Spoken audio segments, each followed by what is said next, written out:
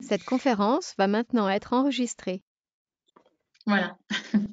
On va partir sur la page. Alors bonjour, je m'appelle Natacha et j'ai créé un jour en appuyant sur un bouton le projet des 100 pages le 26 juin 2016 pour être plus exact, et on va essayer de vous présenter ce soir ce qu'on fait pour rendre visibles les femmes et diminuer les biais de genre sur la Wikipédia francophone. Donc vous êtes là sur la page WikiArchive. Et donc, moi, je vais vous emmener dans la présentation qu'on a préparée pour ce soir. Voilà, directement sur Wikipédia. Vous avez ici un pad collaboratif pour prendre des notes si vous voulez, noter des questions, des critiques. Toute critique est extrêmement bienvenue aussi. Et je commence. Donc, le problème en abrégé, en vraiment très abrégé, parce que c'est difficile de parler du biais de genre sur Wikipédia en très peu de temps, c'est que 18,35 de biographies sur la Wikipédia francophone concernent des femmes. Donc, la preuve ici. Sur l'anglophone, on est à 18,46. Quand on a commencé en 2016, on était à 2 points derrière les anglophones, et on a donc un petit peu, on peut dire, rattrapé le problème. Là, vous avez la page du projet des 100 pages sur laquelle vous pouvez aussi naviguer. Et je recherche maintenant. Hop, je suis obligée de retourner. C'est un peu bête ce que j'ai fait là. Je retourne sur le projet, mais je ne le trouve plus, évidemment. C'est parce que je n'ai pas actualisé la page. Voilà, ici. La deuxième partie du problème constitué par le biais de genre, c'est les contenus qui sont rédigés sur Wikipédia, puisque on a, enfin non, ça c'était la partie contenu, et sinon, au niveau du nombre de contributrices, on a à peu près 10% de contributrices sur la Wikipédia francophone. On ne sait pas exactement quelle est la part des contributrices, parce que beaucoup de personnes ne partagent pas leur genre. Et si le genre n'est pas renseigné dans les préférences utilisateurs-utilisatrices, eh bien, on ne peut pas savoir. Mais suite au sondage sur l'écriture inclusive qui a eu début 2020, un contributeur s'est amusé à essayer de voir un petit peu quelle était cette part, et il a réussi à voir que sur 237 comptes, gros comptes contributeurs, il n'y avait que 11 comptes femmes. Donc, dans les gros comptes contributeurs, nous n'avons que 5% de femmes, et sinon 10% à peu près. Une wikipédienne bruxelloise est en train de faire un projet de recherche et sortira d'ici 1 an des chiffres plus précis, et on espère pouvoir avoir une vue un peu plus exacte de la situation. Les 100 pages ont été créées pour remédier aux différents biais de genre, donc le 26 juin 2016, suite aux premiers ateliers qu'on avait démarrés en Suisse romande avec l'Université de Genève en collaboration avec Wikimedia Suisse, que j'en profite pour remercier au passage, puisque j'ai vu que Flore Méchin était dans le meeting.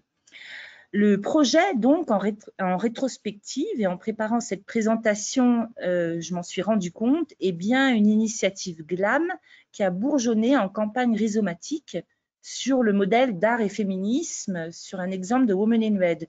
Donc, ça veut dire que les institutions, les archives, les bibliothèques ont un rôle à jouer dans cette féminisation de l'encyclopédie pour rendre les femmes visibles. Elles peuvent faire beaucoup, elles peuvent faire démarrer des initiatives et aider des contributrices comme moi à les développer. Le résultat des événements et des éditatons, eh bien, on peut le voir ici, puisque nous avons un outil qui compte un petit peu toutes les contributions, et nous avons 108 programmes depuis 2016, 1078 personnes qui ont participé, 894 articles créés, des références ajoutées, des téléversements. Donc, c'est un résultat qui est loin d'être négligeable. Et ça, c'est un résultat qui émanent des événements qui ont lieu surtout en physique, en réel. Par contre, le projet des 100 pages, c'est beaucoup plus que ça. Toute une partie de la communauté, on ne la voit jamais dans les événements physiques, puisqu'ils sont en ligne. Et là, vous avez les résultats un petit peu. On a des contributeurs qui sont investis pour faire la maintenance du projet maintenant, parce que nous avons plus de 5800 articles créés et 6521 articles indexés. Et donc maintenant, on commence à se tourner vers la maintenance du projet, des évaluations des articles créés, et puis se poser la question aussi de la qualité. Donc là, vous avez un tableau qui résume tout. Et si je prends par exemple les articles d'importance maximum pour le projet qui seraient à améliorer, je les ouvre. Et ici, eh bien, nous avons non seulement des biographies de femmes, mais aussi des sujets qui concernent les femmes, le féminisme, le genre et les communautés LGBT.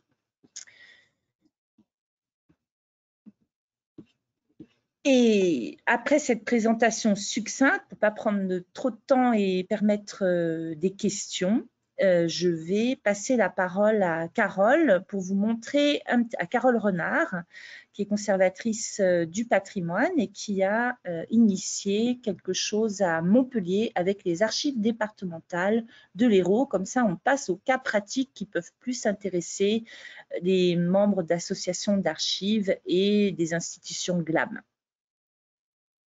Bonjour à toutes et tous. Est-ce que, Anne, on peut partager mon écran? Oui, ouais, c'est parti. Ok, merci. Donc effectivement, nous, aux archives départementales de l'Hérault, on a il faut que je m'habitue et que j'enlève les choses qui me gênent, voilà. On avait un contexte particulier qui est déjà une volonté du département de l'Hérault de signer une convention de partenariat avec l'association Wikimedia France.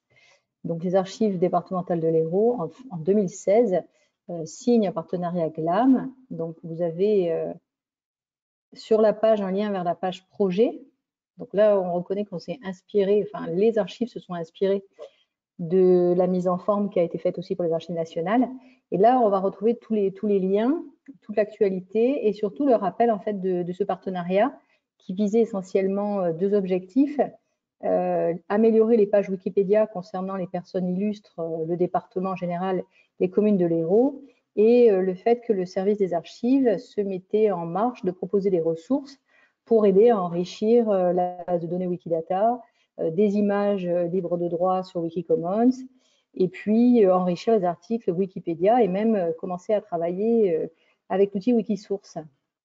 Et on en est arrivé en fait à être en contact avec les 100 pages parce que aux archives départementales de l'Hérault, quand j'y travaillais, je travaillais sur une personnalité écrivaine de Montpellier qui était tout à fait méconnue, et on a commencé autour de la valorisation de cette personne qui avait une toute petite page Wikipédia sur l'encyclopédie, donc en l'occurrence l'écrivaine héroltaise Jeanne Galrizy. Et à partir de là, en fait, on a commencé à mener, les archives départementales de l'Hérault ont mené toute une réflexion autour de la visibilité des femmes héroltaises sur l'encyclopédie. Alors, on a fait ça s'est traduit pour nous, pour revenir sur ce que je mettais là, en fait, ça s'est traduit à la fois avec des actions de valorisation auprès des publics en créant des premiers ateliers, et puis en même temps en formant en interne des équipes volontaires pour apprendre à contribuer, pour apprendre à comprendre ce qui était admissible ou pas sur l'encyclopédie et comment préparer les ressources pour enrichir tout ça. Donc on a commencé avec des journées de formation en interne et des journées grand public type éditaton. Donc un éditaton, c'est la contraction entre l'édition, le marathon de l'édition. On fait une journée complète sur une thématique, et nous, notre thématique, ça a été les femmes de l'Hérault. Suite au succès en fait de cet événement, on a décidé de mettre en place des ateliers récurrents. Alors le rôle des archivistes dans tout ça, il a été déjà dans un premier temps de faire le point dans les services sur toutes les personnalités que l'on pouvait connaître de l'Hérault à partir des connaissances qu'ont les archivistes avec leur réseau d'érudits locaux, les associations locales, les travaux inédits, parfois qu'on a des travaux scientifiques dans les universités qui sont donnés au service d'archives départementales, les fonds d'archives privés, puisqu'on peut se servir des instruments de recherche, des introductions des instruments de recherche qui présentent le producteur du fonds, donc on a pu se servir aussi de ça. Et de suite, on a proposé des listes de travail que vous trouvez ici. Alors en fait, je suis désolée, voilà. Alors les listes de travail, il y a deux manières en fait de trouver des idées de personnalités héroltaises qui n'ont pas encore leur page sur Wikipédia, soit de passer par la moulinette de Wikidata et de faire remonter des propositions automatiques. Voilà, là ce sont par exemple des personnes qui sont sur Commons mais qui ne sont pas sur Wikipédia, ou bien ici on voit ce sont des personnalités de l'Hérault ayant une page en anglais mais pas en français, et ça continue comme ça. Là, ça, ce sont des personnalités héroltaises qui bénéficient d'une page en espagnol mais pas en français, etc. Donc ça, ce sont des listes de travail automatiques. Et puis, il y a aussi les listes qu'on a proposées nous-mêmes, qu'on appelle les figures de l'histoire, qu'on a rangées par grande période, Ancien Régime, Seconde Guerre mondiale, et puis art et littérature. Et vous voyez qu'on voit encore pas mal de... Quand c'est en bleu, c'est qu'il faut qu'on les enlève, ou alors peut-être que c'est à améliorer. Et en rouge apparaissent toutes les personnalités qui peut-être ont toutes les qualités pour être représentées sur Wikipédia, sachant que l'intérêt en fait du partenariat avec les Wikipédiens pour les archivistes, c'est d'être accompagné pour vérifier justement que l'article respecte bien les critères attendus, et c'est pour ça que les ateliers, de manière régulière, avec les Wikipédiennes et Wikipédiens des 100 pages, permettent de vérifier à chaque nouvelle création d'article, tout faire en sorte que l'article soit propre, nickel, bien sourcé, et qu'il puisse être diffusé sans souci. Et si on se trouve avec une personnalité, notamment les personnalités politiques, publiques, parfois ça peut être plus compliqué, dans ce cas, ce n'est pas perdu, puisque une personnalité qui n'aura pas été retenue pour avoir son propre article peut quand même, son histoire peut être ajoutée en tant que personnalité d'une commune ou d'une thématique particulière de l'Hérault. Donc, ça, vous avez tout l'historique, on pourra en revenir un peu après si vous voulez. Ça, ce sont tous les ateliers qu'on a effectués depuis donc notre éditaton en fait de 2016. Ensuite, non, de 2017, pardon, on a fait un éditaton fin 2017. Et ensuite, ça débouche 2018, régulièrement, des ateliers sur le matrimoine. Ça a changé plusieurs fois de nom, mais maintenant, c'est calé, ce sont les ArchiWiki Matrimoine. Voilà, jusqu'en 2020. Et à la fin, vous avez tous les articles créés ou enrichis dans le cadre de ces ateliers. Donc, à l'espace de 2 ans d'ateliers, on a monté une petite communauté régulière, et régulièrement, on a des nouvelles aussi personnes qui se joignent aux ateliers. Et on est voilà, à 47 créations. Alors, que font les archivistes aussi? Les archivistes préparent en amont, alors attendez, je vais revenir là-dessus, pardon, sur les listes de travail de temps en temps. Ici, ça c'est une nouveauté. Par exemple, pour la personnalité ici, Jeanne Barthès, qui était écrivaine, les archivistes ont mis en ligne en fait des dossiers, parce que le gros travail en fait des archives départementales de l'Hérault, en amont à chaque fois des ateliers qui se tiennent, sont de préparer des dossiers documentaires avec des copies d'articles, parfois des illustrations si on en a, pour que les novices ou les personnes non novices mais qui ne connaissent pas particulièrement les femmes ou l'histoire de l'Hérault puissent tout de suite avoir en fait dès leur présence à l'atelier, peuvent tout de suite commencer à contribuer, parce qu'on leur met déjà à disposition en fait les ressources et les sources qu'ils peuvent trouver ici aux archives.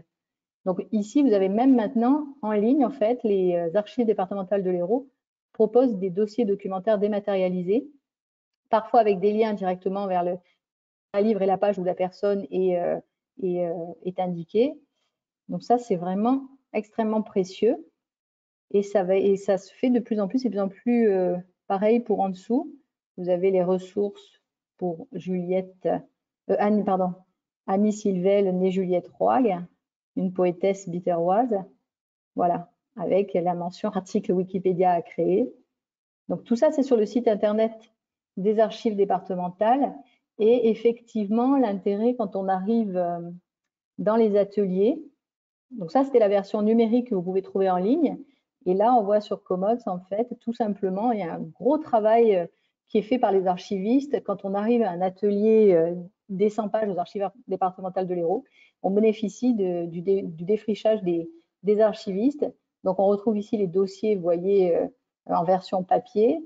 Donc, on peut faire son petit marché et puis on est accompagné. On a aussi à disposition des dictionnaires qu'on ne trouvera pas partout, comme par exemple ici le dictionnaire de biographie héroltaise. Ça peut être aussi, je me souviens souvent à partir de dictionnaires comme ça biographiques, ce qu'on fait, c'est qu'on en profite aussi pour renseigner Wikidata. Comme ça, selon les profils des participantes et des participants à l'atelier, certains vont préférer contribuer à Wikidata et compléter les données à partir du dictionnaire biographique. Et il y a encore plein de choses à faire. Alors, qu'est-ce que je voulais dire par rapport à notre expérience dans l'Hérault? Oui, rappeler aussi qu'en fait, tout ça, ce qui est bien de travailler de manière collaborative avec une institution telle qu'un service d'archives, c'est que on bénéficie en fait d'un cadre qui est à la fois scientifique, institutionnel, qui rassure, parce que Wikipédia a longtemps souffert d'une image de manque de scientifiques, de personnes qui avaient fait un bel article et c'est supprimé, etc. Et là, ça combine les deux, ça rassure, on est confiant, et puis surtout, le fait qu'on ait un cadre institutionnel, ça permet de monter toute une communauté sur le long terme. Ça, c'est vraiment très important. Enfin, oui, enfin, pardon, excusez-moi, je me quittais le truc. Hop, excusez-moi. Et puis, il ne faut pas oublier le côté convivial qui est quand même très important dans une institution comme l'Hérault. On bénéficie, les Wikipédiens et les Wikipédiennes, gratuitement de l'accès au Wi-Fi, les ordinateurs, les petits cafés, les petits biscuits. Donc, on a les dossiers documentaires, les ordinateurs, et c'est assez, l'aspect convivial est extrêmement important. Donc, ça permet de pérenniser ce projet qui dure déjà donc depuis 2 ans et qui, je pense, va continuer. Pour le service des archives, les bénéfices ont été nombreux.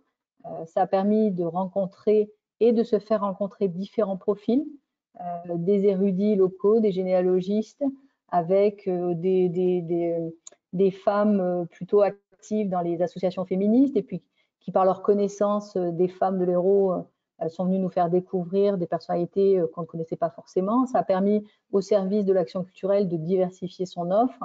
Et puis, ça permet aussi évidemment aux archives de participer à l'open data et d'ouvrir les données.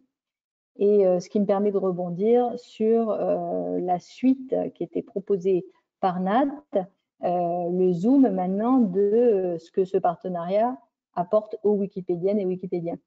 Je laisse donc la main du partage à Nat. Voilà, donc il faudrait que je puisse partager mon écran. Et oui, après cette explication et ce focus du côté d'une personne qui est plus active du côté des archives, mais aussi une Wikipédienne confirmée maintenant, moi, je vais plutôt aborder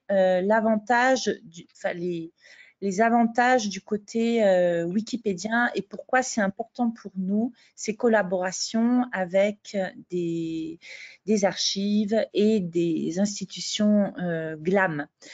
Donc, on passe à Wiki samedi, Zoom wikipédienne. En fait, tout à l'heure, je vous ai montré les résultats du projet des 100 pages, mais ce ne sont pas les projets physiques, ni dans les institutions, ni les éditatons qui génèrent le plus de contenu, mais simplement, ils représentent des occasions pour la communauté de se rencontrer, parce qu'on est souvent en ligne et parfois on ne se rencontre pas.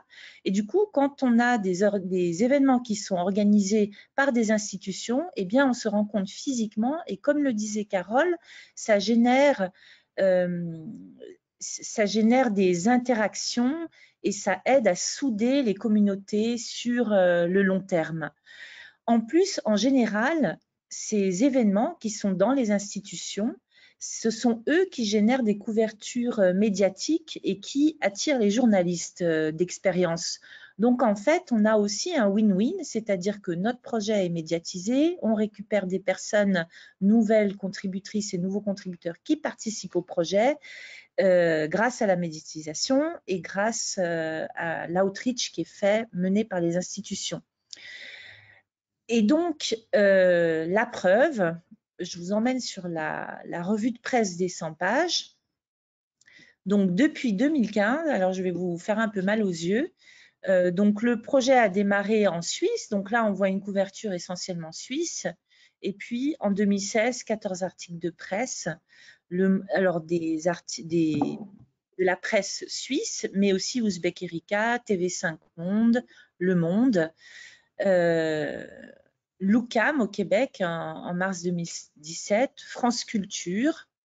Voilà, en 2018, on en a eu vraiment beaucoup. Et l'année dernière, même le New York Times qui nous a interviewés. Et là, on a la dernière revue de presse avec les actualités qui sont le code de conduite que la Fondation Wikimedia veut mettre en place sur les projets. Donc, je repars sur donc, en fait, ces événements, ils génèrent une visibilité et pour nous qui voulons rendre les femmes visibles sur Wikipédia et augmenter le nombre de contributrices et pour les institutions qui, du coup, bénéficient d'une couverture médiatique qui met en valeur ce qu'elles font tous les jours auprès du grand public. Et maintenant, j'aimerais rebondir sur qu'est-ce qui a bien marché pour la communauté wikipédienne que Carole a déjà un peu évoqué. C'est-à-dire que nous, dans des institutions, on va avoir accès d'abord à des personnes expertes dans leur domaine qui connaissent très bien les sources, qui savent les chercher autrement plus rapidement que nous. Et pour nous, les sources secondaires, c'est vital pour fonder l'admissibilité d'un sujet. Quand tout le travail est fait en amont, évidemment, ça nous fait moins de choses à faire et c'est valorisant. Mais on est aussi friand et friande de photos. Donc, si je prends un atelier qui a été mené en Suisse romande en collaboration avec Wikimedia Suisse, et je vous ai mis la présentation sur le côté ici des résultats. Alors, on va essayer d'y aller. Je ne sais pas si... Ouais, ça se... Voilà. Donc, on a, grâce à Wikimedia Suisse, pu faire des ateliers récurrents au Musée d'art moderne et contemporain à Genève. Donc, ça avait démarré avec un éditathon Glam sur un week-end et on est venu une fois par mois le mercredi. 30 personnes qui ont participé, 12 participantes en moyenne par atelier. On a créé 13 articles, modifié 66 articles. Et puis, on a eu des résultats. On voit très bien, par exemple, que l'article concernant le musée d'art, il a été beaucoup plus édité pendant la période où on menait ces ateliers. Et il a été aussi beaucoup plus regardé, ce qui amène de la visibilité pour l'institution.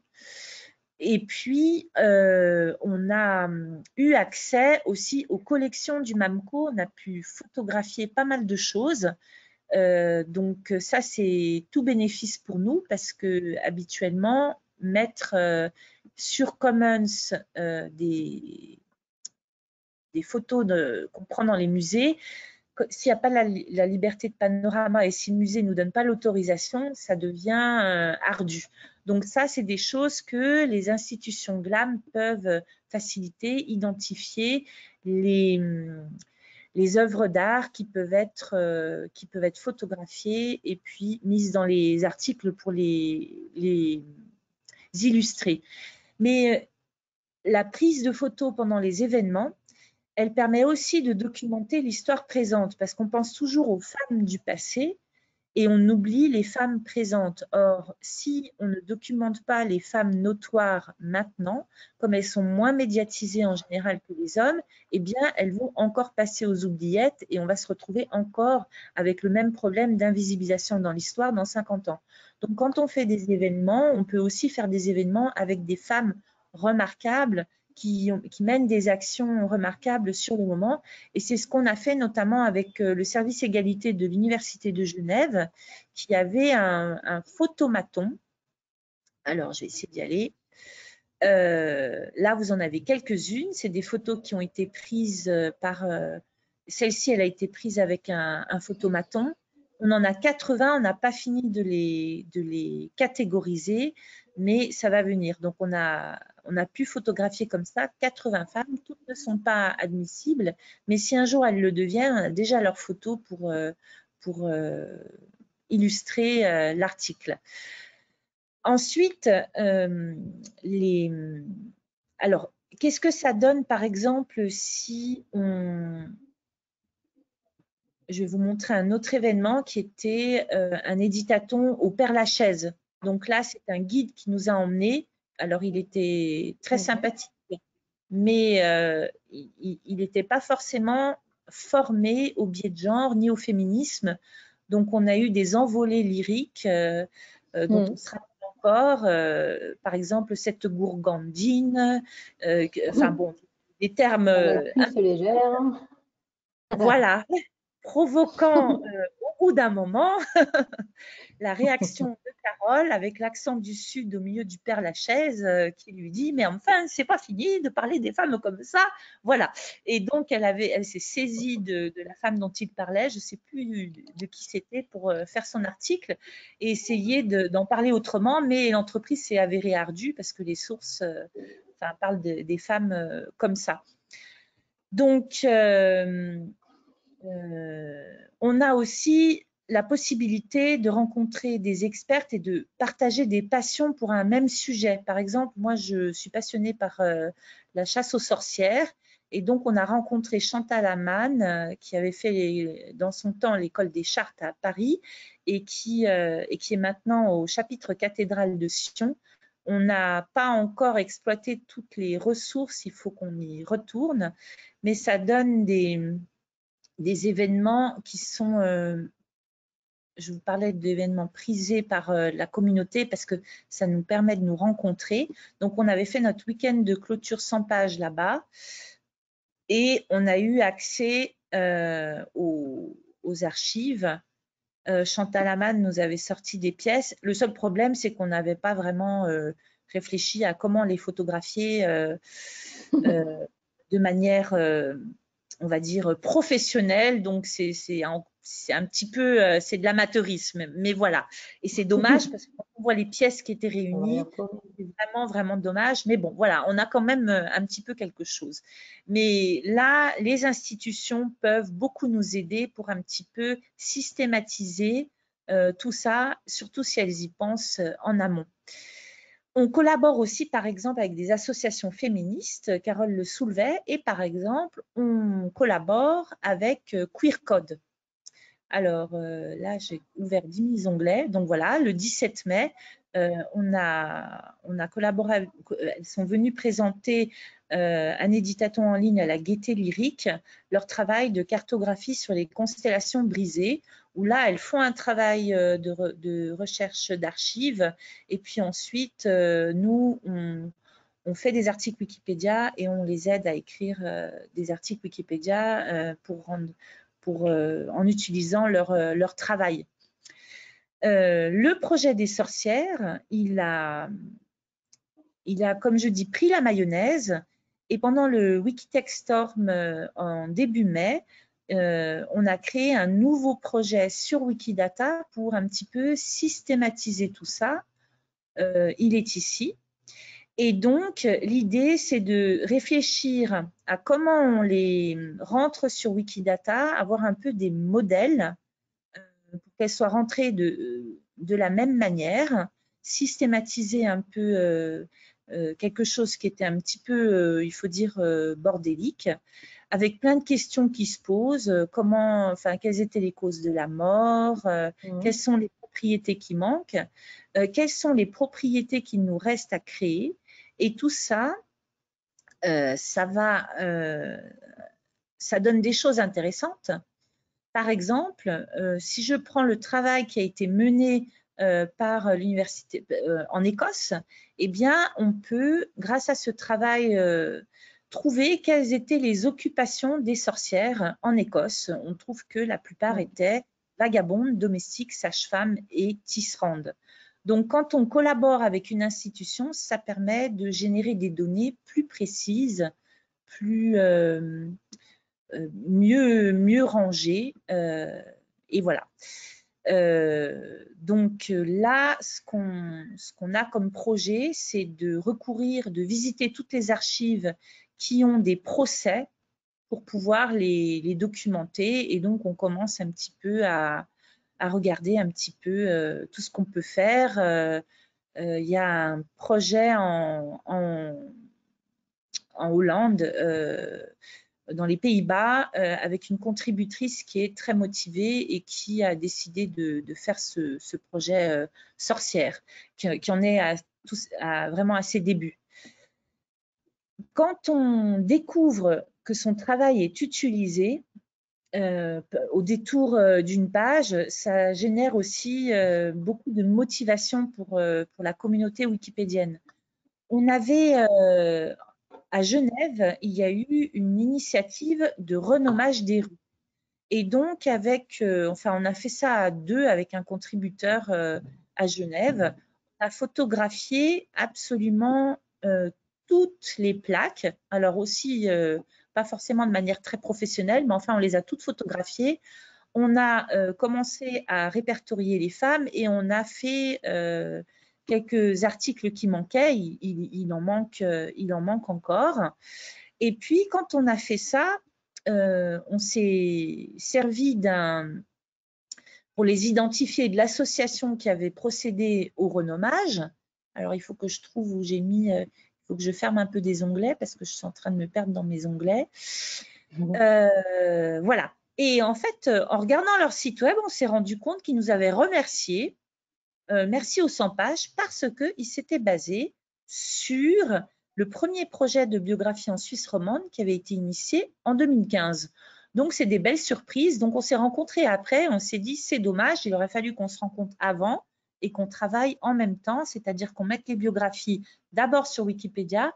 Comme ça, l'association aurait pu les mettre, puisqu'elles sont sous licence libre, sur leur site web. Donc ça, c'est un point important. Souvent, les institutions, elles font le contraire. Elles font les bios sur leur site avant et après, on ne peut pas les mettre sur Wikipédia si elles ne sont pas sous licence libre. Donc, l'autre chose qui est positive pour des personnes qui sont bénévoles ou qui animent des ateliers, c'est quand les compétences sont reconnues parce que, évidemment, Wikipédia avait cette réputation un petit peu d'être pas sérieuse, de pas être professionnelle. Et donc, les 100 pages ont fait des ateliers de formation parfois. Et donc, le dernier, c'était avec l'Institut d'études genre à l'Université de Genève, où là, on a, comme les étudiants étaient notés, c'était vraiment très important que les pages restent et donc qu'on les amène sur des sujets admissibles. Donc, on a fait un travail qui visait à la fois à dire vous pouvez faire cet article pour le séminaire, il comptera pour le séminaire, et est-ce qu'il a une chance d'exister sur Wikipédia? Donc là, on cherchait des femmes scientifiques francophones parce qu'il y avait eu toute cette histoire autour de Donna Strickland et d'une femme scientifique qui avait un prix Nobel et qui n'était pas dans Wikipédia et dont la page avait été supprimée, mais ça, c'était sur l'anglophone. Donc, nous, on s'est dit, on va travailler sur les francophones, et là, c'était très, très difficile d'en trouver. On a vraiment eu beaucoup de mal, donc ça, c'est une chose que les institutions peuvent aider à faire en amont, notamment par la constitution de dossiers, comme le montrait Carole. Ensuite, il y a une chose qui nous aide beaucoup, c'est quand l'institution fait la communication et insère les événements sur son site web. Comme ça, nous, on n'a pas à s'occuper de la communication et de la promotion des événements. Parce que ça, c'est beaucoup, beaucoup de travail. Il ne suffit pas de créer une page sur Wikipédia et de faire un projet pour que des gens viennent participer. Il faut vraiment le promouvoir sur les réseaux sociaux, partout. Et quand des institutions comme la Gaieté Lyrique nous mettent sur leur site web, alors voilà, ici, eh bien, en fait, ça nous amène une publicité, des nouvelles contributrices qui viennent. On n'a pas besoin de s'en occuper. Et par exemple, la Gaieté Lyrique gère son compte, enfin, nous donne un accès d'administratrice sur Facebook, ce qui permet de gérer conjointement les événements. Soit il crée la page événement, soit nous la créons. Et puis, les deux se rencontrent. Pareil pour Twitter, voilà. Donc, si on a des événements qui sont sur les sites web, tout ça, ça nous aide beaucoup à faire la promotion et à faire venir des nouvelles personnes dans les événements. Et puis, ensuite, les choses qui marchent bien, c'est les outils de reporting que je vous ai montrés tout à l'heure. Alors, je vais essayer de trouver un exemple, donc je vais remonter tout en haut.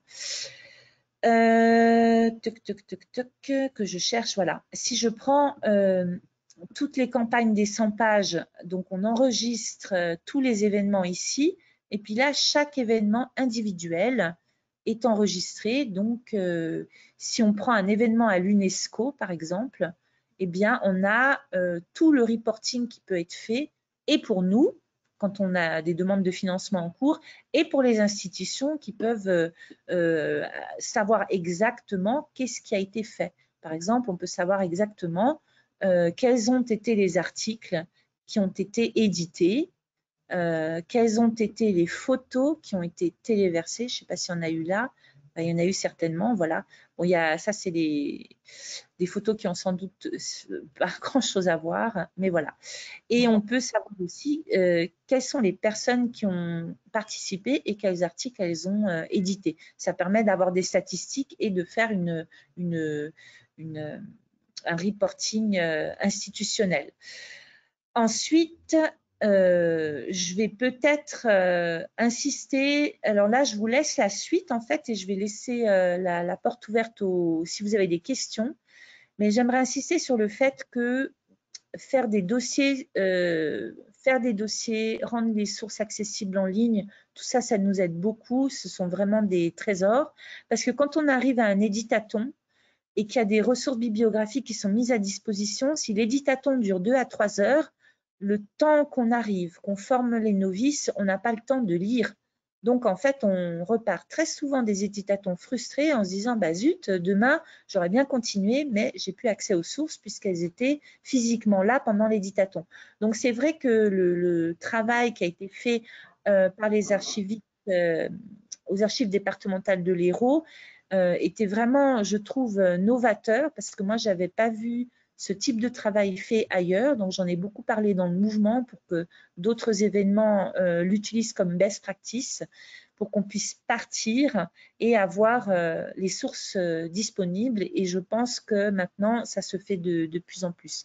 Et aussi, il faut absolument rendre les femmes actuelles visibles, organiser des événements autour des femmes remarquables de vos régions, de vos institutions, les prendre en photo, les faire parler, les mettre en avant pour qu'on puisse documenter aussi l'histoire présente pour la postérité. Et je vais m'arrêter là parce que je pourrais continuer des heures sur le sujet et on va prendre les questions.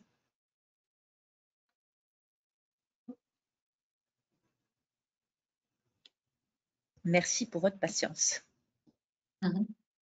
Merci Natacha. Oui, il n'y a pas de questions sur le chat, donc Non, je vais prendre le micro. Il y a quelque chose qu'on a eu. Jonathan ou Léon? Oui, vas-y Jonathan, tu peux ouvrir le micro si tu veux.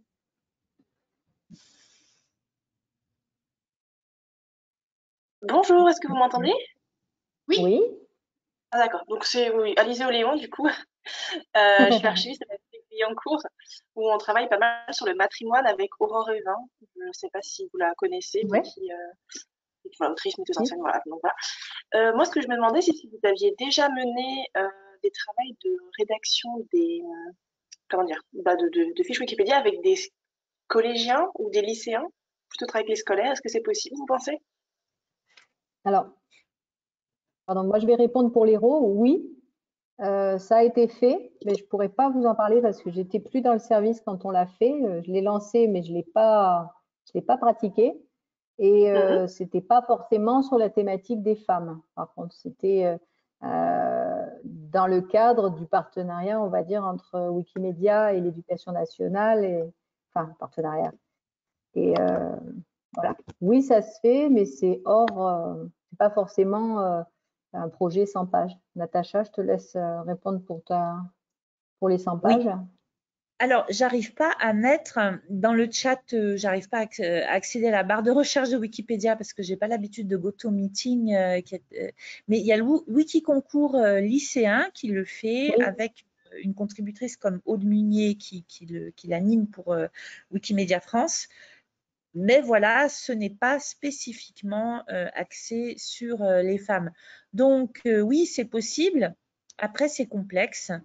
C'est déjà complexe avec des adultes et des étudiants et des étudiantes d'expliquer les critères d'admissibilité. Alors avec les lycéens et les lycéennes, c'est beaucoup plus c'est plus complexe.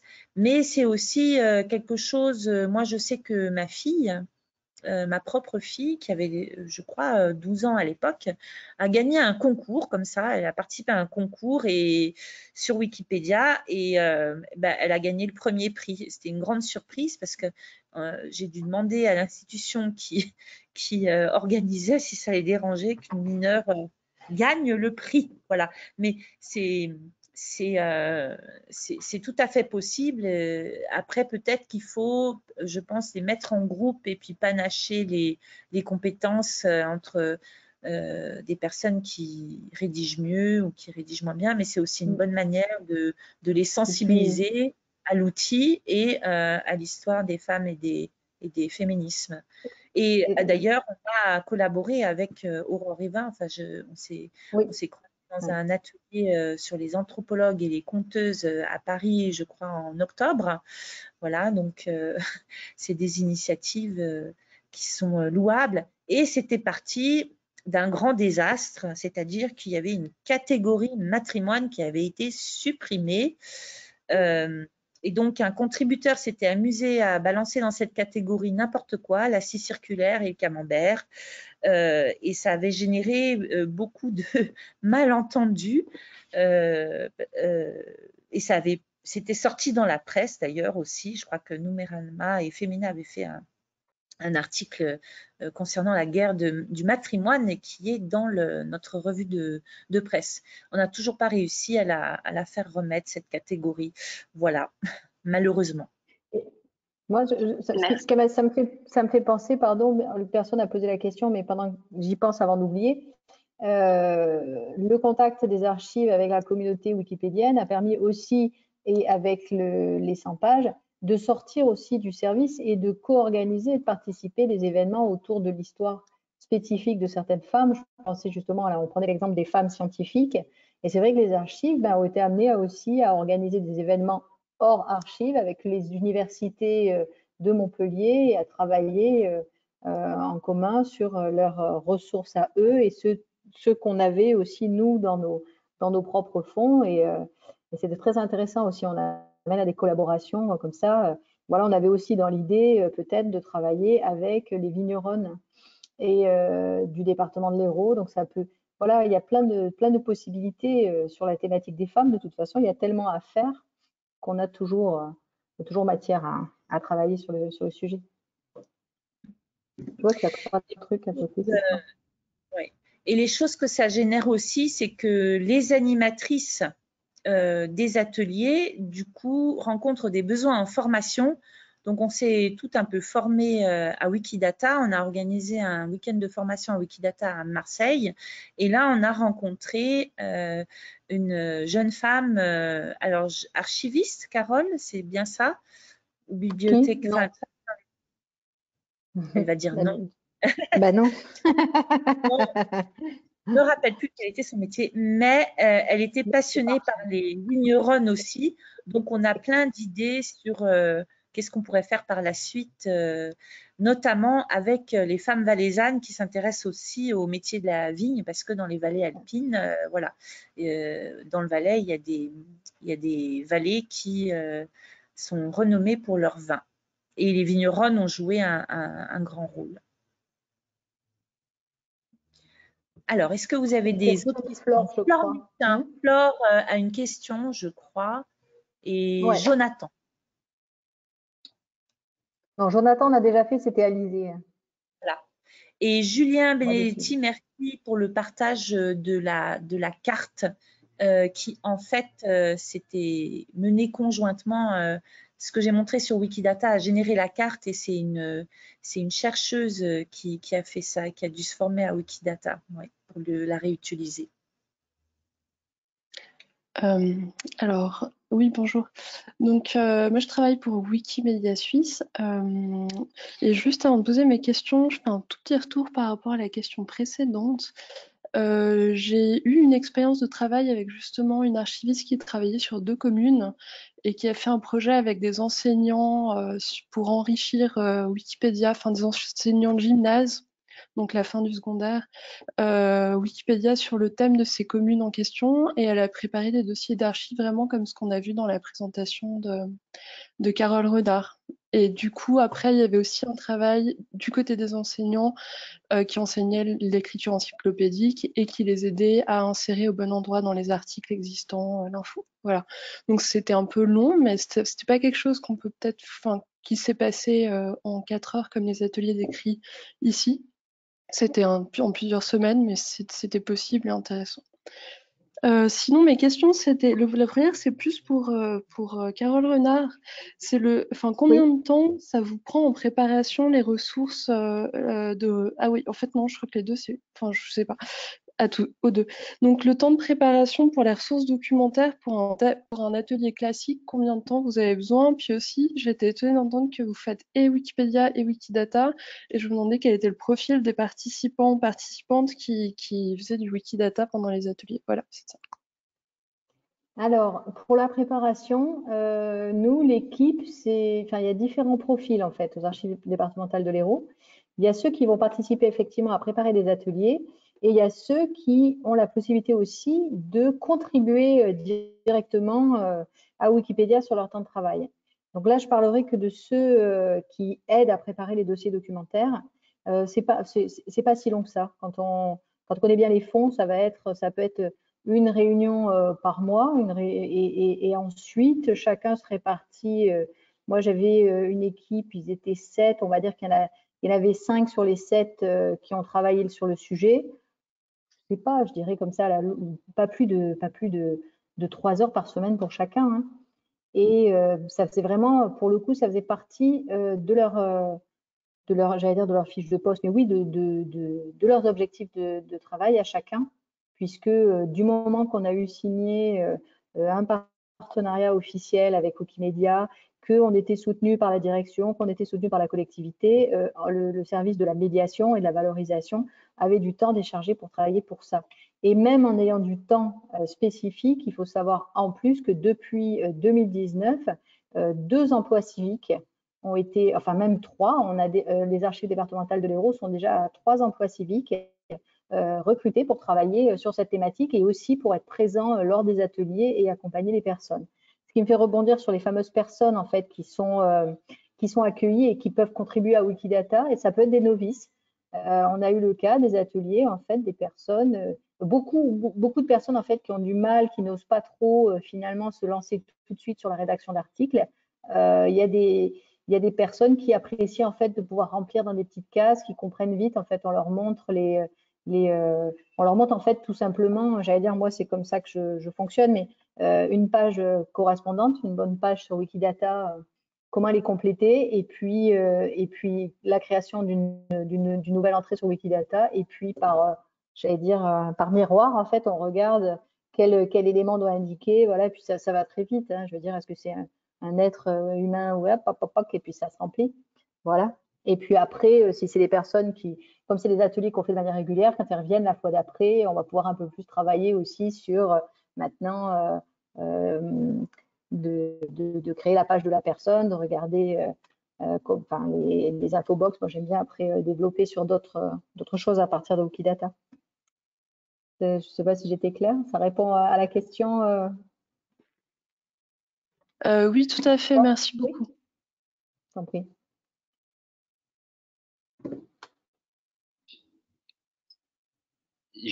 Julien, j'aurais une question. En fait, c'est en lien du coup avec ce qui a été dit sur, en fait, il faut aussi travailler aujourd'hui à constituer le patrimoine du futur. C'est un peu l'essence même de notre boulot. Donc, je me demandais du coup, alors, vu le travail qui a pu être fait aux AD de l'Hérault, est-ce que justement ça questionne aussi toute la collecte? Alors, je pense plus au côté archives privées. Où on a plus de choix possibles que pour les archives publiques, mais est-ce que justement, il y a eu une espèce de constat qu'au final, il y a aussi des trous à combler dans la collecte et peut-être un effort particulier à faire pour aller vers des scientifiques, des autrices, des associations féministes ou pas plus que ça. Eh ben, j'allais dire malheureusement, pas plus que ça. Si c'est moi qui avais choisi, on aurait, on aurait travaillé sur ce sujet, mais pas plus que ça. On a essayé, hein, les archives de l'Hérault. En plus, on avait participé à la grande collecte sur justement l'absence de sources sur les femmes, mais ça n'a pas pris. Ça a pas pris. On a essayé de communiquer, on a essayé de travailler le sujet, mais on n'a eu aucune entrée. Sur ce genre de sujet, il aurait fallu qu'on soit beaucoup plus. Je pense qu'on a manqué de soutien de la part du service communication de la collectivité, parce que en comparaison, en fait, au même moment se produisait le même processus aux archives municipales de la ville de Montpellier. Et eux, ils ont été beaucoup plus efficaces, ils ont beaucoup travaillé sur la communication, ils ont fait rentrer énormément de fonds privés sur des femmes. D'ailleurs, on s'en est servi, nous, dans nos ateliers des 100 pages sur le travail fourni par les archives municipales de la ville. Et oui, il faut. Le problème, c'est qu'il faut avoir une grande couverture médiatique sur la grande collecte de la Première Guerre mondiale. On l'avait eu, donc forcément, on a été recouvert de fonds et d'archives à ne plus savoir qu'en faire, alors que pour l'histoire des femmes, ça a moins bien marché. Mais oui, on y a pensé, on a essayé, mais voilà. Je ne peux pas maintenant dire ce qu'ils feront par la suite, mais en tout cas, ça a été un déclic. Et puis, on a quand même aussi ouvert aussi, je parlais au début de ce qui a été le déclic pour nous pour travailler sur la thématique des femmes, qui était ce travail autour d'une écrivaine oubliée. Et puis, je pense que manifestement, tout ça va créer une émulation. J'espère qu'on aura de plus en plus effectivement de dons d'archives de femmes. Oui. Ça a espéré. Alors, moi, je pense vraiment que comme les projets autour de Wikipédia sont aussi très médiatisés, ça peut être aussi des choses menées conjointement avec les chapitres Wikimedia France, Wikimedia Suisse, avec la Fondation, pour pouvoir avoir plus de médiatisation. Et Flore Méchin, tout à l'heure, posait la question de combien de temps ça prend, et je ne crois pas, sauf erreur, qu'on ait vraiment répondu à la question. Mais pour constituer des listes de travail, ça dépend de la taille de l'événement, et ça dépend si les événements ont été reliés entre eux sur Wikipédia. C'est-à-dire que tout un travail qui a été fait sur les 100 pages, c'est de réunir les suggestions d'articles, réunir les listes de travail de tous les événements similaires qui ont eu lieu un peu partout, parce qu'ils étaient tous éparpillés un peu partout dans les petits coins de l'encyclopédie et ne communiquaient pas entre eux. Et Carole a refait toute la page de suggestions d'articles dernièrement, parce qu'avant, c'était moi qui l'avais fait, et moi, je suis absolument bordélique, donc c'était vraiment pas très joli. Donc voilà. Donc moi, je suis plutôt une militante féministe, j'aime beaucoup lire, on voit derrière ma bibliothèque, mais par contre, classer, trier, c'est pas vraiment ma tasse de thé, comme on dit. Voilà. Mais tout ça, ça prend énormément de temps de chercher des femmes remarquables dont on puisse faire les articles et les sujets, rassembler les sources. Et moi, je dirais à la louche, pour les bénévoles, c'est 10 heures de travail si on part de zéro. Si on veut constituer une page de projet pour que ça reste, constituer un dashboard, faire les listes de travail. Et donc, c'est pour ça qu'on a commencé à travailler avec Wikidata, parce qu'on peut aussi faire du requêtage sur Wikidata et donc trouver des articles de femmes dans d'autres langues. Et donc, on a à chaque fois deux possibilités, des recherches faites à la main et des recherches faites via Wikidata, et en croisant les deux, on arrive à avoir des listes de suggestions d'articles qui soient assez riches. Et puis, il y a une autre chose qu'on mentionne jamais assez, c'est que quand les éditatons sont terminés, eh bien, il y a la communauté qui continue à travailler en ligne et qui relit les articles, qui les corrige. Ouais. Et ça, c'est énormément de travail. C'est un travail bénévole. Et en fait, souvent, les confrontations, c'est-à-dire les articles qui disparaissent, qui sont supprimés, alors les articles concernant les femmes, le genre et les communautés LGBT ont un peu plus tendance à être supprimés. J'espère que je ne me ferai pas taper sur les doigts sur le bistrot demain matin pour avoir dit ça. Mais par contre, ce qu'il faut comprendre aussi, c'est qu'il y a beaucoup de vandalisme, il y a beaucoup de gens bénévoles qui corrigent tout ça. Et que quand on fait un atelier comme ceux qu'il y a pu avoir à l'UNESCO qui génère 200 à 300 articles, la communauté, si elle n'est pas au courant, elle voit arriver 300 articles à relire dans son panier. Et là, il y en a qui grincent des dents et moi, je commence aussi. Donc, il faut aussi prévoir quand on fait un événement, quelqu'un qui relise les articles et vraiment le compter dans le travail qu'il y a à faire. Parce qu'on veut aussi que ces articles restent, qu'ils ne soient pas supprimés. Et donc, il faut que quelqu'un surveille ce qui se passe sur ces articles après. Voilà. C'est pour ça que les 100 pages, on indexe les articles. Comme ça, on les voit passer. S'il y a un problème sur l'article, on le voit passer. Et on fait ça normalement tous les jeudis soirs. Mais là, on ne peut pas puisqu'on est ici. Cette semaine, on ne le fait pas. Mais la semaine prochaine… Léo Jean écoute de toute façon. Il était occupé, lui aussi, il écoute. Oui, et je crois qu'il est avec nous là. Ils sont venus avec nous la veille. Voilà. Donc tout ça, ça demande passablement pas mal de travail si on veut le faire comme il faut et que ça perdure et que ce soit pas juste un petit éditaton dans un coin et ensuite dont le résultat est pas utilisable. Voilà. Parce que les listes de travail, moi, ce que je voyais, c'est beaucoup de gens qui faisaient une page de projet avec une liste de travail longue comme le bras, mais après, elle était perdue puisqu'elle n'était pas rattachée à un projet. Voilà. Donc, c'est ce qu'on a faire avec les 100 pages. Voilà. J'espère que ça répond à la question.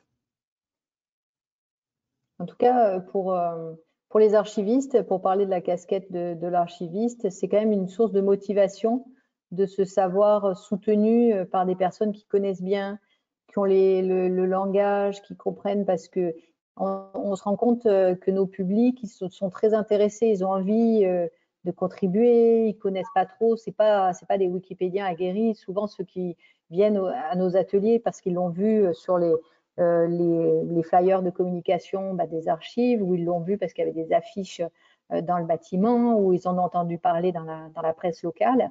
Ils viennent, ils ne connaissent pas, ils ont beaucoup de connaissances, mais c'est beaucoup de femmes, mais il y en a quelques hommes aussi qui viennent en tout cas participer aux 100 pages. Et pour les archivistes, c'est extrêmement motivant de se sentir soutenu, accompagné, effectivement, d'être sûr d'avoir des articles qui vont être bien sourcés, qu'il y ait un nettoyage après. Comme ça, les personnes sont ravies d'avoir contribué et puis de ne pas avoir vu leur travail sauter, exploser, comme c'est le cas souvent.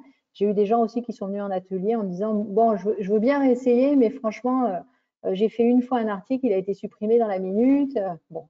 Et c'est arrivé comme ça, pour un exemple. Tiens, ça me fait penser. J'aime bien parler de cette expérience. On avait une dame qui écrit d'ailleurs des livres d'histoire locale très intéressants, et elle voulait écrire et rédiger l'article de Laure Moulin. Et donc, elle s'était bien embêtée avant dans son brouillon de commencer à travailler. On avait tout un tas de ressources, une entrée dans une encyclopédie, donc tout était nickel. Et puis au moment de la publication, voilà, ça sautait de suite. Pip, poup, c'est parti.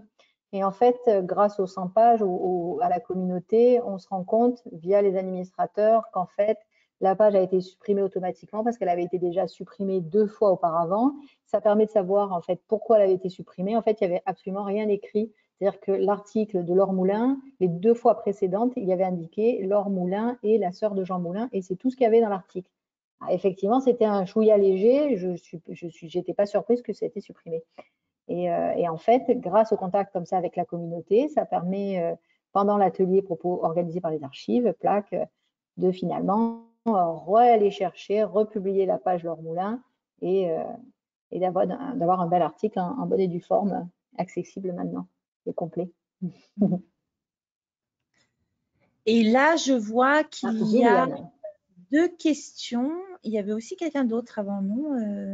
Non, c'est Moi, Gilliane. j'ai que Gilliane. Alors, Gilliane. Oui. Moi, c'est une question faite pour rebondir sur un autre sujet. On avait discuté, vous n'étiez pas, enfin, peut-être toi, Carole, mais lors de la séance sur les formations, de la question du bénévolat versus les contributions rémunérées. Une des conclusions auxquelles on était arrivé, en fait, c'est que à l'époque où Wikipédia est né, c'est vrai que c'était des jeunes, c'était des étudiants, enfin, ça fait partie du bénévolat. Ces jeunes maintenant sont adultes avec des enfants, le bénévolat ça fait plus tellement. Est-ce que ça c'est une problématique? Je pense en voyant les contributions rémunérées que ça m'a fait rappeler ça. C'est une problématique qui a été thématisée aussi au sein des 100 pages, la question du bénévolat versus les rémunérations. Alors, il faut différencier ce qu'on appelle contribution rémunérée sur Wikipédia, c'est vraiment être payé pour rédiger un article. Moi, je fais la différence entre être payé pour rédiger un article et faire un atelier de formation. Maintenant, si on arrive dans une institution, une association, il y a parfois, les personnes sont humaines et parfois un petit peu des demandes de rédiger certaines pages. Voilà. Donc, c'est pour ça qu'il ne faut pas demander aux wikipédiennes ou qui animent les ateliers de faire la page d'une association ou de quelqu'un en particulier parce que ça les place dans un conflit d'intérêts vis-à-vis de la communauté qui peut être difficile à gérer. Donc, il faut être bien consciente que nous, pour continuer sur Wikipédia, on a besoin de bien s'entendre avec la communauté, les administrateurs et les administratrices. Et donc, il y a des choses qu'on ne peut pas faire. Voilà. On ne peut pas faire la page d'une copine qui vient parce qu'elle a une asso sympa, parce que ça va se voir comme un nez au milieu de la figure et tôt ou tard, on va nous le reprocher. Maintenant, ici dessous, je vous ai mis un petit peu les défis et en dessous, une collaboration réussie. Et effectivement, en fait, ça demande beaucoup de travail. Alors, la contribution, c'est quelque chose, apprendre à contribuer. Mais si on commence à animer des ateliers, et qu'on doit se former sur Wikidata, qu'on doit demander des financements, qu'on doit prendre congé, parce qu'aussi, c'est pour ça que j'ai appelé ça Wiki Samedi, parce que souvent les institutions ne travaillent pas le week-end et donc elles veulent faire les événements la semaine. Mais la semaine, nous, on travaille, donc on doit poser des demandes de congé. Et si vous répondez oui à toutes les sollicitations, vous vous retrouvez à la fin de l'année, vous n'avez plus de congé. Et en général, nous ne sommes pas rémunérés pour animer et moi, je pense sincèrement que oui, il faudrait ponctuellement rémunérer les personnes qui animent les ateliers parce que c'est beaucoup de travail. J'ai compté ces 10 heures de travail pour faire un projet qui se tient. Il faut rajouter 10 heures de travail si on s'occupe de la com, contacter les journalistes, faire une page Facebook, tweeter, envoyer des mails, communiquer aux personnes wikipédiennes, au chapitre. Donc ça, c'est énormément de travail. Et puis après, il faut animer l'atelier. Donc ça demande des connaissances en pédagogie. Il faut communiquer avec les institutions. Il faut faire du reporting sur les demandes de financement quand on en fait. Et ça, c'est aussi un sacré paquet de travail. Et puis, tout ça, et ensuite, il faut suivre les articles après. Donc, tout ça, ça fait que les femmes qui, en général, sont payées en moyenne 20% de moins que les hommes dans nos sociétés, qui ont une charge mentale, et quand on parle de mère de famille, là, c'est encore pire. Les mères de famille ont moins de temps. D'ailleurs, on le voit dans les contributrices, c'est beaucoup des jeunes ou des personnes qui sont parfois à la retraite, mais des mères de famille, elles sont quand même un peu plus rares parmi nos contributrices. Donc, comment faire pour remédier à ça? Moi, je pense qu'il faut vraiment prévoir des rémunérations ponctuelles et les 100 pages le font. On défraie maintenant les animatrices qui animent des ateliers un petit peu, pas assez à mon goût, mais un petit peu.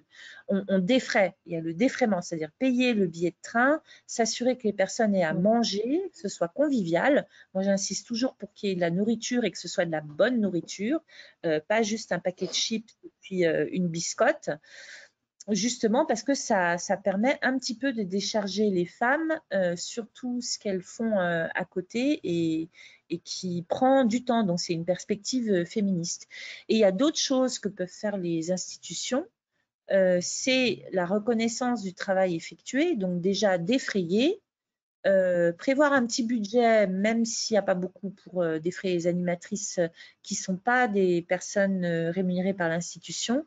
Il y a des choses qui peuvent être faites toutes simples, comme recommander sur LinkedIn, faire une lettre d'attestation d'animation d'un atelier que la personne peut verser à son dossier professionnel, mettre en avant les organisatrices dans les retours et les interviews aux médias.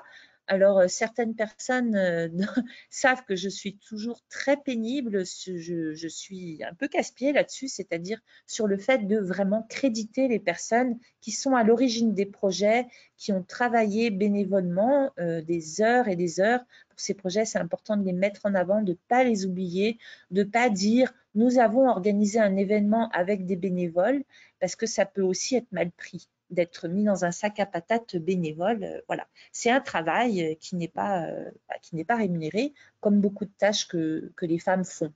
Voilà, donc je pense que c'est important de travailler aussi sur ces questions, d'y réfléchir, même s'il n'y a pas les budgets, au moins de le reconnaître et d'en parler franchement avec les personnes. Est-ce que ça répond à ta question, Gilliane? Tout à fait, et je vois que c'est exactement le même problème que vous rencontrez, ce que nous on rencontre, le cas d'Amandine qui donne ses cours à l'Uni de Neuchâtel pour rien, quoi, c'est la même problématique. Ceci, c'est une super bonne idée, la reconnaissance du travail effectué, en effet, d'avoir d'émettre des certificats ou n'importe quoi, enfin, c'est une reconnaissance formelle qui, je pense, devrait être généralisée. Ceci dit, je me posais la question, je n'avais parlé un petit peu avec Flore l'autre fois, est-ce que tu penses que ça pourrait être une problématique à amener lors d'une wiki-convention francophone, cette question-là? Et débattre avec la communauté. Alors, on est beaucoup parlé avec Wikimedia France, surtout, peut-être moins avec, peut-être moins, j'en ai parlé aussi avec Wikimedia Suisse, mais peut-être de façon moins officielle. Et donc, par contre, Wikimedia France est consciente de la problématique et je pense que oui, on pourrait aborder la question hautement polémique puisqu'il y a beaucoup de Wikipédiens qui sont en majorité des hommes blancs, cisgenres, universitaires, sans enfants, qui considèrent que ça doit absolument être du bénévolat. Et donc là, on bute en partie contre une partie de la communauté qui n'a pas tellement envie d'entendre parler de ceci, et surtout qui le met dans le même sac que les contributions rémunérées, c'est-à-dire des grosses entreprises qui payent pour avoir des articles ou nettoyer les articles, ce qui est, à mon avis, absolument pas la même chose, et qui est admis sur Wikipédia à condition de le faire en toute transparence. Donc voilà. Mais alors moi j'ai une réponse de la part de Wikimedia Suisse. Enfin, il me semble que tu m'adresses aussi la question, Gilliane. Oui, tout à fait. Moi j'ai envie de lancer maintenant le alors, ouais, si jamais je suis vraiment, enfin justement, je pense que vous avez toutes les deux une bonne piste parce que, Natacha mentionnait le fait que, alors nous on est en train, côté Wikimedia Suisse, on vient de finir un brouillon pour vraiment formaliser la manière dont on donne des bourses aux contributeurs quand ils ont un projet et contributrices quand elles ont un projet. Et dedans, on espère pouvoir justement vraiment mettre noir sur blanc, mais on ne sait pas encore bien comment, le fait que les personnes qui animent, et pas qui contribuent, mais qui animent un atelier, doivent pouvoir calculer dans le budget qu'elles vont se payer pour ça. Évidemment, pas forcément aussi clairement quand c'est dans le cadre d'une collaboration avec un GLAM, parce que là, il faut que le GLAM, on estime que le GLAM qui demande une animation mette aussi un budget là-dessus. Mais quand c'est des projets hors GLAM, oui, absolument.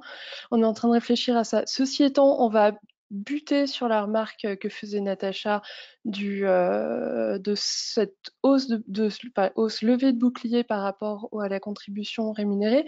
Donc, apporter cette réflexion au sein de la Wikiconvention francophone, ça va lui donner de la visibilité, de l'importance. Je suis extrêmement en faveur de ça. S'il y a besoin d'aide pour formaliser la réflexion par écrit, quoi que ce soit, utilisez-moi comme secrétaire, c'est très volontiers. Voilà. Et puis d'ailleurs, pour rajouter sur cette problématique des mères de famille, etc., côté animatrice, il faut aussi la poser côté contributrice qui vont venir à l'atelier. Si vous avez la possibilité de mettre en place du babysitting ou de rembourser les frais de babysitter pour les participantes, même ça vous amène aussi pas juste plus de femmes, ça vous amène aussi plus d'hommes, où ça fait que certains hommes qui seraient venus avec leur bébé et qui sont repartis après, j'ai une expérience concrète dans cette situation, peuvent rester à la place. Voilà.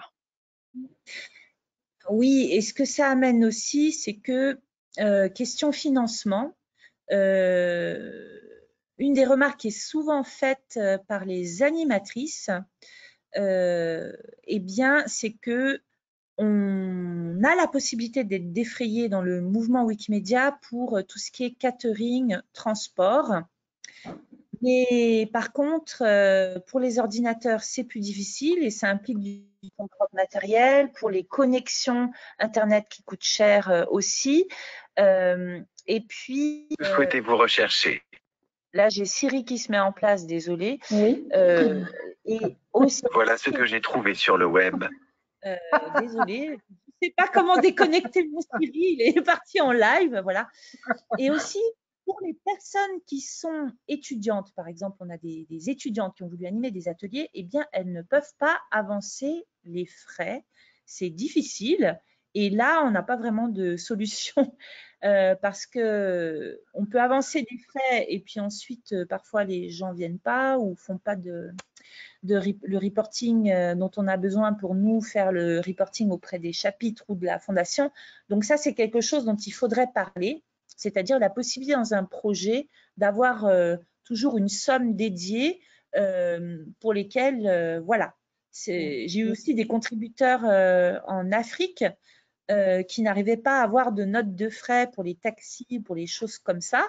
Et du coup, bon, bah, voilà, c'est un peu problématique. Donc, soit on leur dit non, vous ne rentrez pas dans nos critères de remboursement, et puis on est en train d'accentuer les biais, ou soit on essaye de promouvoir le fait que les personnes puissent avoir des avances sur frais. Et ça aussi, c'est une chose qui serait extrêmement importante. Et pas des avances sur frais qu'on soit obligé de négocier avec 10 000 signatures de papier, parce que ça prend du temps, quoi. Il faut que ce soit une procédure simple. Et je sais que c'est complexe. Hein. Nous aussi, on a des microfinancements et on a déjà des… Il y a une question après de Julien. Oui. Avant que peut-être il oublie sa question. Voilà. OK. Julien. Oui, alors en fait, c'est pas une question pour les intervenantes, c'est plus pour le public, parce que je vois pas mal de noms que je connais. Il y a pas mal de gens qui n'ont pas assisté aux autres il y en a qui sont partis. De wiki, pas mal d'archivistes. Bon, ce que je trouve du coup super, ça renouvelle un peu le public. Mais du coup, je me demandais qu'est-ce qui avait fait que la proposition de ce soir les avait plus attirés qu'avant. S'il y a une des personnes, donc c'est la première. Voilà, du coup, je me dis notamment pour les intervenants, peut-être sympa de savoir pourquoi la proposition a plus tenté les gens.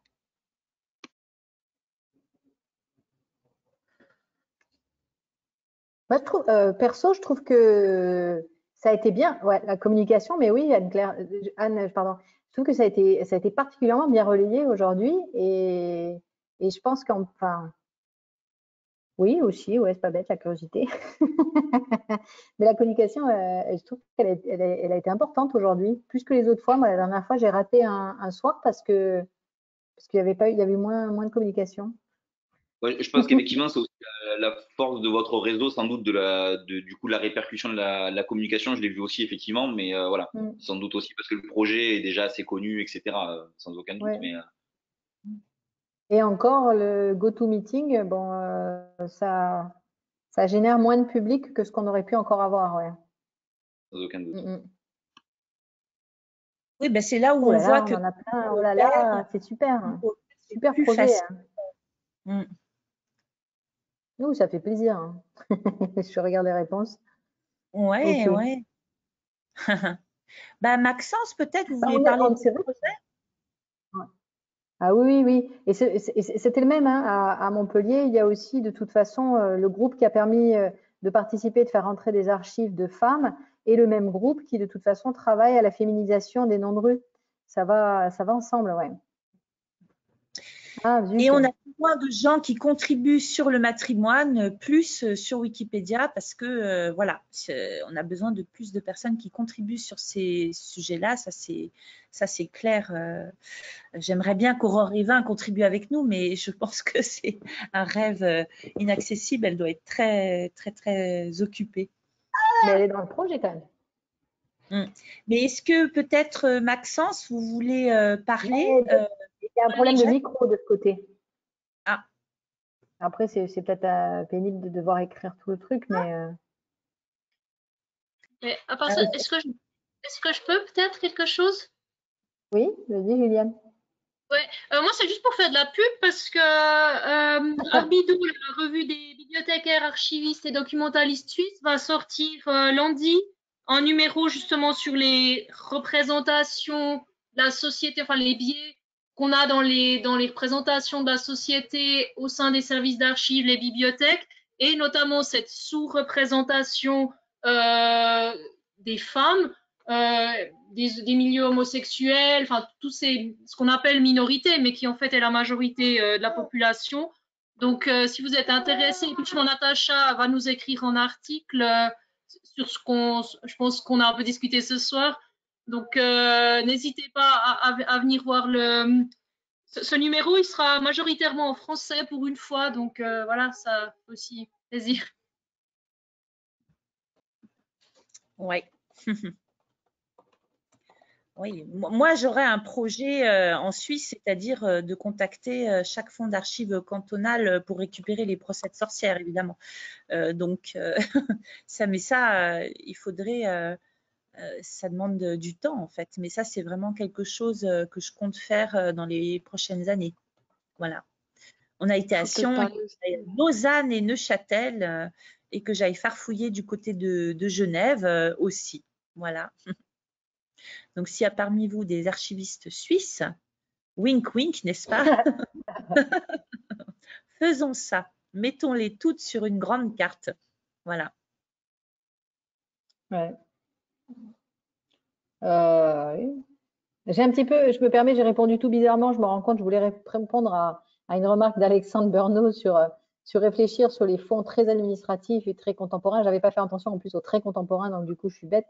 Mais sur le très administratif, on trouve des choses intéressantes pour venir illustrer des articles, en tout cas sur les femmes universitaires scientifiques dans les fonds administratifs, les dossiers de personnel, on trouve des choses intéressantes. Mais là, effectivement, si c'est trop contemporain, on va peut-être pas pouvoir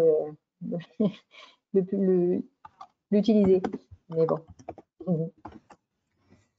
Et une remarque importante pour les archivistes là, qui nous écoutaient, les 100 pages voyage, ça fait une rime. Et donc, en fait, si vous êtes motivé, intéressé, mais n'hésitez pas à prendre en contact avec le mouvement, avec le projet des 100 pages, et on prendra grand plaisir à essayer de développer des actions par chez vous. Et je ne vais pas dire trop qu'on s'avance, Nathan, on vient de dire que c'est difficile d'avoir du temps, mais non, on est heureux quand on voit que des nouveaux projets s'ouvrent et on est évidemment partante, en tout cas, pour vous aider à démarrer. Hein. Alors, je ne sais pas si à la cool est dans le. Je ne sais pas si à la cool est dans le. À la cool, c'est le pseudo Wikipédia, mais il y a donc, on a ouvert des activités à Tunis, là. Bientôt, il y en aura à Bruxelles, parce que j'ai rendu visite à l'Université des femmes le 12 mars, juste avant le confinement. J'ai dû rentrer très très vite à Genève pour pas être coincée dehors. Et puis, on aimerait bien faire quelque chose à Montréal. Enfin, moi, j'aimerais bien aussi Montréal. En fait, moi, j'aimerais faire des initiatives dans chaque pays francophone et dans chaque ville francophone, sortir un petit peu du côté très centré sur Paris, même si je suis française, même si j'habite en Suisse. Et voilà, donc il y a Limoges, Bordeaux bientôt, puisque nous avons une nouvelle conservatrice du patrimoine Donc, du qui coup, vient tout juste d'avoir son tu sais que je l'avais pas dit publiquement, donc oui, voilà, Pardon. je l'ouvre publiquement, effectivement. C'est officiel, je suis affectée en Gironde. Voilà. Donc, attention, Bordeaux, nous arrivons. Ah, mais c'est super, je viens de voir la réponse, effectivement, il y a de quoi faire sur les femmes politiques locales. Ça, c'est bien. Oui. Et les architectes aussi. Oui. Ah bah oui, Ouais. bah alors il y a de quoi faire, c'est bien.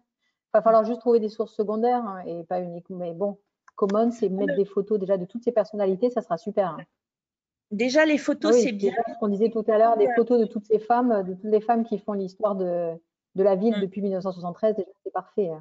Ah oui, non, mais dans tous les secteurs, on est d'accord. L'art, la littérature, l'économie, l'industrie, les femmes sont partout, heureusement. Ouais. Et pour les partis politiques aussi, ce qui est important, c'est que les petits partis qui ont moins de finances ont moins la possibilité de faire des contributions rémunérées sur Wikipédia. Et moi, je vois passer la différence. J'étais tombée sur une illustre femme politique en Suisse, la grève des femmes du 14 juin l'année dernière, et son amie disait elle a un petit problème avec sa fiche Wikipédia. Donc la biographie de Micheline Calmiret, dans le résumé introductif, donc c'est l'ancienne présidente de la Confédération tout de même, mentionnait le fait qu'elle était la Cruella de la politique suisse. C'est quand même l'article n'était pas très neutre et il n'était pas très neutre en français. Par contre, quand on allait sur la version anglophone, la version était plus neutre. Donc, il y a vraiment des choses à faire à ce niveau-là. Et s'il y a des actions à mener, de le faire avec tous les partis politiques et pas un seul, pour pas justement être accusé de favoriser l'un plus que l'autre. C'est-à-dire de vraiment être large, tous les partis politiques, ceux qu'on aime, ceux qu'on n'aime pas, de façon neutre et encyclopédique. Voilà.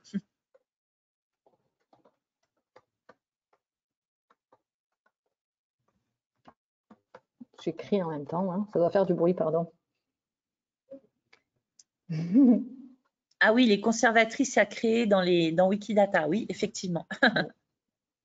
Après, les 100 pages, on a fait avec des femmes d'affaires, on en a fait. On avait été à la conférence sur les femmes digitales à Paris. Après, il y a des challenges parce que certaines de ces dames arrivent, ont une forte personnalité puisqu'elles sont entrepreneuses, des femmes d'affaires, et elles veulent leur page. Donc là, des fois… oui, j'en ai eu pas mal qui se sont présentées à des ateliers et elles voulaient qu'on crée leur page. Bon, c'est dommage, elles sont parvenues, mais c'était difficile de leur dire oui, c'était pas le… c'est pas le lieu. Voilà. En fait, ce qu'il faut leur dire, c'est de verser ça dans les suggestions d'articles et de laisser quelqu'un d'autre s'en occuper. Et à cause de la neutralité de point de vue, c'est très dur de faire un article neutre sur soi-même. Voilà. Est-ce qu'on a d'autres questions? Parce que je vois TikTok et qu'il va être 19h30. Je me dis c'est un bon moment pour… Pour justement les femmes ou les hommes qui veulent qu'on écrive des biographies sur eux, enfin qu'ils fassent une liste, mais surtout qu'ils proposent des références bibliographiques, parce que les articles sur lesquels on a écrit sur eux, donc ils les proposent. Mais c'est parfois une méconnaissance du fonctionnement. Il y a des gens qui arrivent, ils ont l'impression que Wikipédia, c'est n'importe qui écrit n'importe quoi comme ça, sans référence, sans source. Donc oui, faut le rappeler. Ah, la pétition de Santarchisti sur les femmes qui arrivent en fin de financement. D'accord. Bon, on regardera alors. Merci Flore. Hop, mince. Du coup, j'ai ouvert et je suis partie. Oui, je pense qu'on va essayer Je viens de voir passer ça, il faut que j'en parle à l'intérieur du chapitre suisse, mais je pense que c'est peut-être intéressant parce que c'est une archive avec qui on avait collaboré pour des ateliers, il me semble en 2015. Donc, je crois que j'ai Peut-être vous avez déjà signé, peut-être vous êtes déjà au courant. Et moi, je l'avais déjà vu, perso. Mais... Anne, tu veux faire la conclusion? Oui, tout à fait. J'allais revenir. Merci à tous. C'était passionnant. Et en effet, c'est vrai qu'on a des nouvelles personnes ce soir. Il est vrai que j'ai plus communiqué avec l'article de blog aujourd'hui. L'idée, c'était de faire une journée Wikimedia. Donc, merci pour ces échanges. On se retrouve la semaine prochaine. Il nous reste encore 2 séances avant l'été. Et puis, je pense qu'on réfléchira durant l'été à la programmation pour septembre avec cette nouvelle équipe. Merci à tous pour cette soirée. Merci beaucoup, Carole, Natacha. Merci beaucoup pour votre écoute. Ouais, merci pour votre patience. Merci beaucoup. Et puis, j'espère qu'on fera plein de choses ensemble. Merci. Mais bien sûr. Merci beaucoup. À bientôt. Très bonne soirée à tous. Je ferme la présentation. Est-ce qu'on peut garder les liens, copier les liens qui ont été mis dans le chat parce que j'ai pas eu le temps de le faire en présentant. Oui, ça va être fait en pratique. Je m'en occupe après, ouais. Parce que voilà. Merci. Vous voulez faire 2 minutes de débrief ou pas? Alors moi, malheureusement, j'ai un apéro. En vrai. Bon appétit. Mais après, oui, avec plaisir pour échanger à nouveau parce qu'il y avait notamment une participante, la Madame Papier, c'est une archiviste qui est dans une coopérative qui est à son compte, qui a fait tout un projet sur les femmes qui comptent. C'est un projet avec au milieu de la banque, une exposition en ligne, etc. Et je sais qu'elle est assez intéressée par cette démarche. Voilà. Donc on en reparlera, mais on fera un débrief une autre fois si ça ne vous dérange pas. Toute la conversation, moi je les reçois sur mon ordinateur quand tu fermes l'ordinateur, t'as un RTF qui arrive, si jamais. Ok, super. Merci beaucoup, Natacha et Carole, c'était super. Merci de nous avoir permis de présenter tout ça. Merci. C'était parfait. C'était un très beau webinaire. C'est toujours dynamisant, les lives Wikipédia. Merci. Au revoir. Au revoir. Alors, comment